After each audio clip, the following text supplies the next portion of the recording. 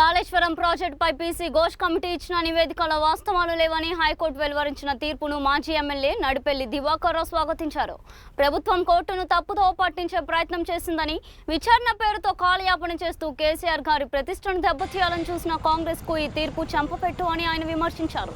తెలంగాణ రైతాంగానికి వరప్రదాయిని అయిన కాళేశ్వరం ప్రాజెక్టు దేశానికి దిక్కుర్చి అని ఇప్పటికైనా బురద జల్లే రాజకీయాలు మానుకోవాలని ఆయన హితవు పలికారు.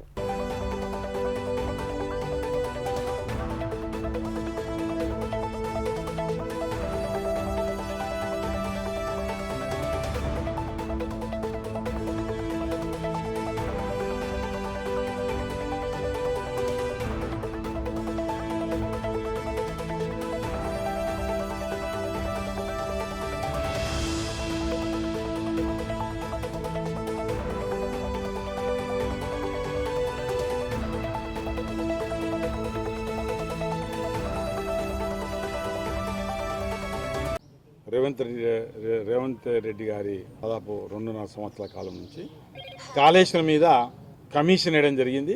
ఘోష్ కమిషన్ ఆయన్ని వేసినప్పుడు ఈ రకంగానే మీరు రాయాలి అనేది తయారు చేసి ఆయనకి ఇస్తేనే సంతకం పెట్టి పంపించిన సందర్భాలు. ఎంత అబద్ధాలు ఆడుతుందంటే, ఒక ఓదలున్న వ్యక్తులు అసలు దానికి అయిన ఖర్చు 94,000 కోట్లు. ఒక్క బ్యారేజ్లో 2 పిల్లర్లు కుంగిన సందర్భాలు. 2 పిల్లర్లకు ఆనాటి సంస్థ ఏదైతే కన్స్ట్రక్షన్ ఆ సంస్థ ముందుకొచ్చి చేస్తామని ఆనాటి లెక్కల ప్రకారం 100-200 కోట్లు అయితే ఇంకా అంతకన్నా దాన్ని వేయకుండా కేవలం బదనం చేయాలని ఆలోచనతో కాంగ్రెస్ పార్టీకి, ముఖ్యమంత్రికి, మంత్రులకు చెంప చెల్లువనే దిశగా హైకోర్టు ఆ కమిషన్ ఏది రాశారో అందులో ఏమాత్రం నిజం లేదని దాని మీద ఎలాంటి చర్యలు తీసుకోవద్దని నిన్న హైకోర్టు మరి తీర్పిచ్చిన సందర్భంలో ఇలా హైకోర్టు మరి ఇచ్చిన తీర్పును అది న్యాయమే గెలిచింది, నిజాయితీ గెలిచింది. అది రైతుల పక్షాన, ప్రజల పక్షాన దాదాపు తెలంగాణలో ఒక 20 జిల్లాల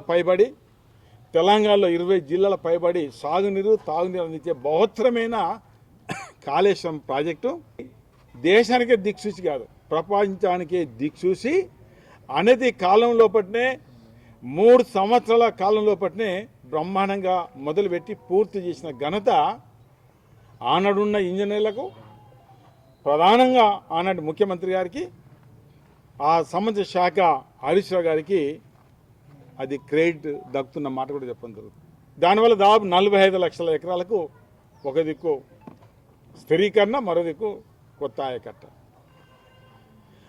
మన ప్రభుత్వం 14వ ప్రభుత్వం వచ్చే నాటికి 24 లక్షల మెట్రిక్ టన్నులే మనకు వరి ధాన్యం పండించాం.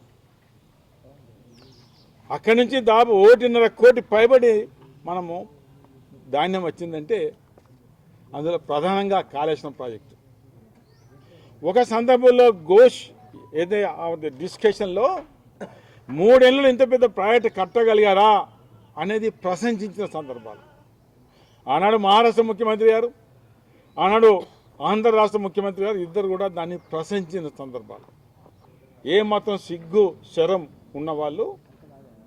కేసీఆర్ గారేమో అక్కడ జగిత్యాల మీటింగ్ పెడితే ఈ ముఖ్యమంత్రి గారు అసలు ఆయన ఏమని ముఖ్యమంత్రి అనాలి, ఆయనను ఎన్ని విధాలు తిరుగుతుందంటే భారతదేశంలో ఆయా రాష్ట్రాల్లో ఎన్నైతే తిట్లున్నాయో ఆ తిట్లు ఎనలేని తిట్లన్నీ ఇలా రేవంత్ రెడ్డి గారిని మహిళలతో సహా నానా విధాలు తిరుగుతున్నారు. ఎందుకంటే ఆయన పద్ధతి, ఆయన ప్రవర్తన. అక్కడ మీటింగ్ పెట్టారు, 2 మీటింగులు దాదాపు 2 టైమింగ్స్ కూడా దాదాపు తల ఆయన 50 ఈయన 50 నిమిషాలు మాట్లాడారు. కేసీఆర్ మాట్లాడిన మాటల్ని, ఆయన ఉపన్యాసాన్ని దాదాపు 36 లక్షల పైబడి మంది ఆ లైవ్ని వాళ్ళు చూశారు.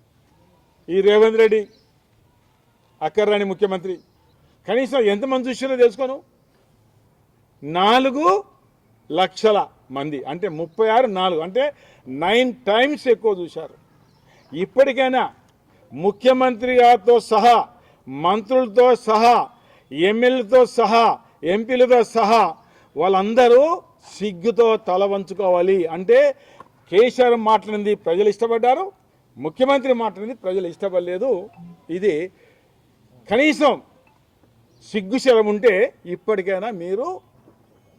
మీరు ప్రజాపాలనకు దృష్టి